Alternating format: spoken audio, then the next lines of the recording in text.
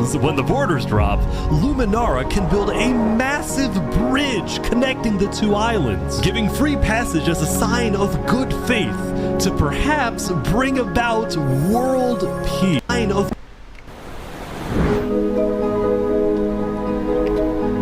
We are blessed to live where we live, and we intend to use it for good. We are enlightened. We are the light. We are Luminara. Luminara, okay. The migrants had decided to call their... So there's like 1, 2, 3, 4, 5 different civilizations on the southern part of the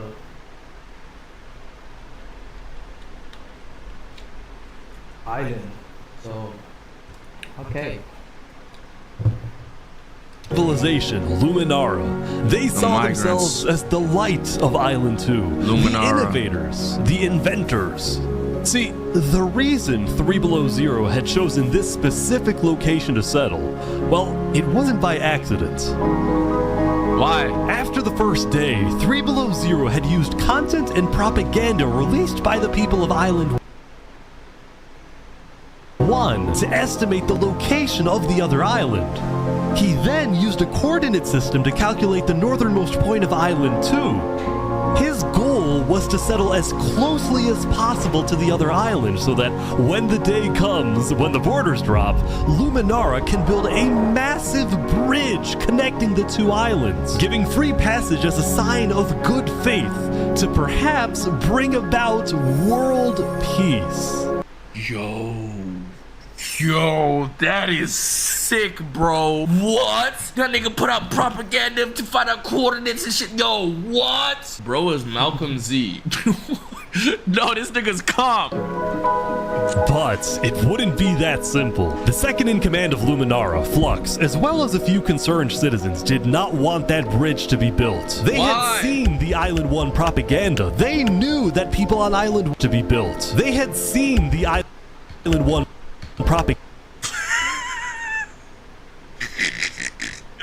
Yo, they seen the fucking propaganda, nigga. And they got a fountain titan on that bitch. Fuck that. They finna fuck us. Propaganda. They knew that people on Island 1 were angry. It's okay, but he's the hope, though. I know they tight, they got the better island and shit, but like, you know what I'm saying? Once they find out there's good people, oh wait, yo, they might slime though. You gotta have backup plan. You can make the bridge, but at the same time, take extra precautions to blick niggas in case they try to blick you.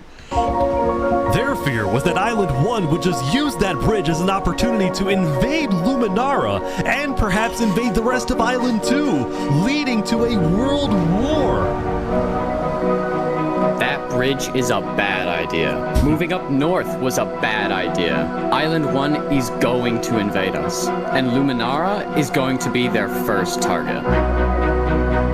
What about the goal of world peace? I respect our leader's goal, but he's dead wrong. Oh my god, it's gonna cause a split. Oh my god, this is gonna be a civil war. Or like, they're gonna leave, or they're gonna exile him, or some shit like that. Oh my god. We shouldn't be trying to befriend our enemies.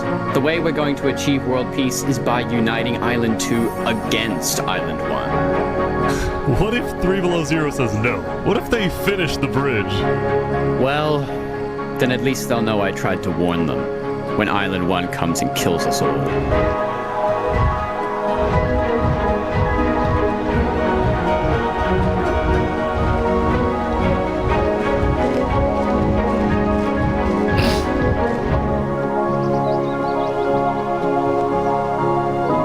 As Day 2 came to an end, tensions were rising, both within nations and between islands, leaving people worried about what's going to happen next.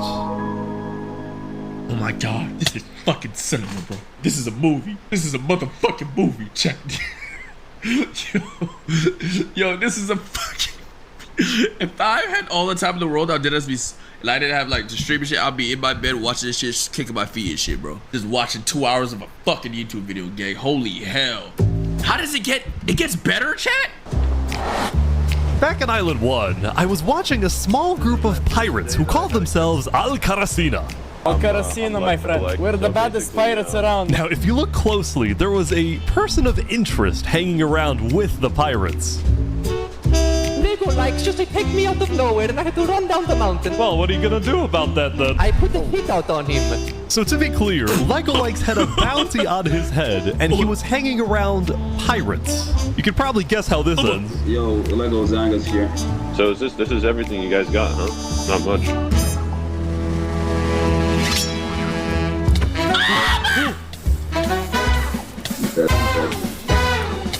They're boiling him! Cooked his ass. Oh my god. Is he gonna make it? Is he dead? The Alcaracina Get his head. pirates had killed Legolikes, but there was a small problem.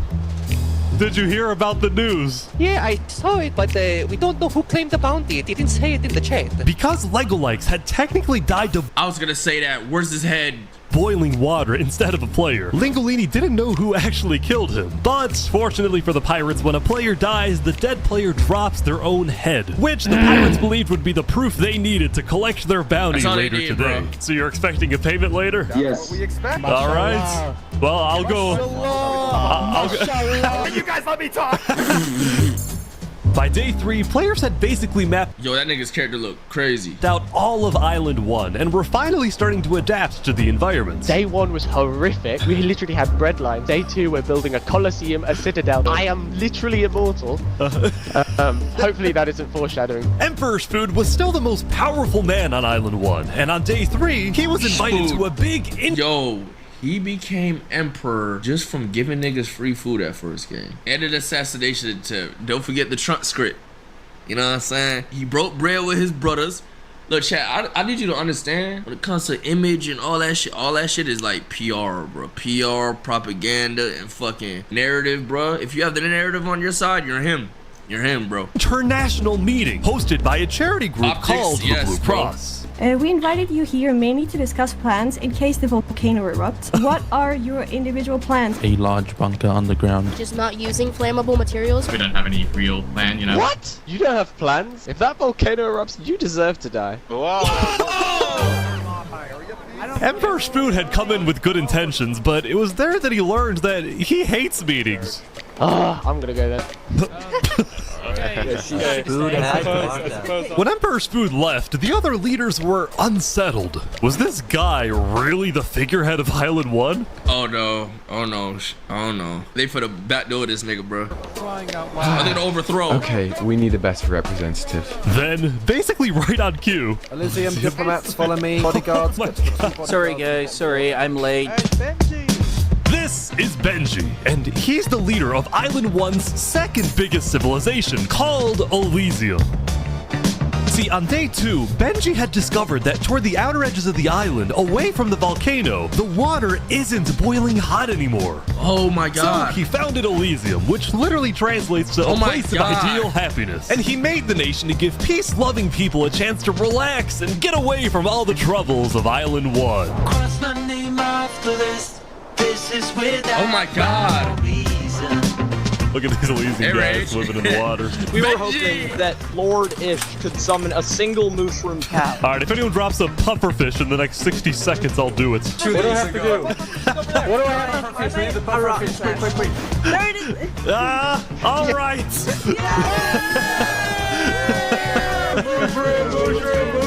We can kill it for leather! Now, back at the Blue Cross, Benji and the other leaders discussed the possibility of creating a full Island 1 alliance. All the leaders at the meeting, including Westhelm's representatives, believed that given the harsh conditions of Island 1, an island-wide alliance could be a game changer. Low-key. But first, Before we make this official, we have to convince everyone else to join. see, there were a few civilizations not present at the meeting, and to complete the full Island 1 alliance, the Blue Cross would have to go out and get them all on board. First was the Alcaracina pirates, who coincidentally happened to pass by the meeting as it was happening. Oh, and they have the head too, right? They were on their way to collect their bounty from the second nation not yet in the alliance, the Lingolini Mafia. Lingolini? Oh yes, they're waiting. Hello, I'm looking for Mario. Hello, it's me. Hello, it's me. Ooh, mamma mia! It looks like a small brain. It sure looks like a little Whose head head. is that? Meanwhile, the Nevermore cult would Here's probably your be a bounty. little bit more difficult to convince, but How the does he Blue sound Cross so said good? they'd try anyway. Now, as for the fourth and final nation, well, it was a bit of a mysterious group. Their civilization was down south, and they were very isolated and secretive. They were also rumored to have an extremely strict government, but also a large amount of very skilled fighters. As a result, people were kind of scared to approach them, but they knew they had to eventually to complete the Blue Cross Alliance. They knew that if this alliance— Oh my god, imagine, bro. You create an army, but to join the army, you have to like 1v1 a nigga. You know it's a 1v1, you fucking survive. Like, so you got the best fighters on your shit. Chat, who do you think is winning? 100 of the best fighters on the server, or 180 like just regular, like not the best, but like average? 100 best fighters. Okay, 100 best fighters versus 200 like regular. You don't know if they're the best. You like just regular in this server. You know TNT strats. 200 regular. Works out, it 100 wouldn't still? matter that they all lived on the poor island. All of a sudden, out of nowhere, the most powerful force in the world would become Island 1. They're all united, bro. They're all At first, united. Island 1 was supposed to lose, but now they were on the verge of turning their lives around completely.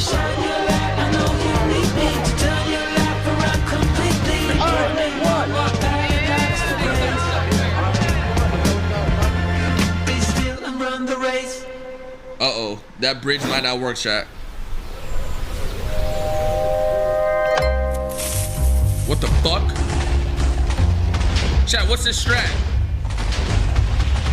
As you can see, there was a bit of commotion at the Commonwealth. They had just exploded their own land because of a miscommunication. What happened was one of the 5 leaders, Coraline, got the idea that the Commonwealth was planning to move east. So she started telling everyone to move. Thus, believing that they wouldn't need their old land anymore, one of the citizens just decided to blow it up. I thought we were moving. What? We're not moving. I'm surrounded by idiots. Overall, the Commonwealth was having trouble getting anything done because the 5 leaders were constantly fighting over power. See, there were 5 leaders, each with 1 vote, but because they were originally 5 separate nations, each with a differing amount of GG, citizens, bro. should the GG. smallest faction's vote have the same weight as the biggest faction's vote? It's just ridiculous that Alvin's vote is worth the same as mine. I mean, I need about 50 people, and he has barely 5. Because of all the fighting and disarray, Commonwealth citizens started moving to other nations like the Cass Coalition. Yo! Cass's They style of started to get the fuck up out of there! governing, letting people do whatever they want, was making her very popular with her people. I've been. I was gonna react, but then I have nothing to add on. I'm gonna just watch it.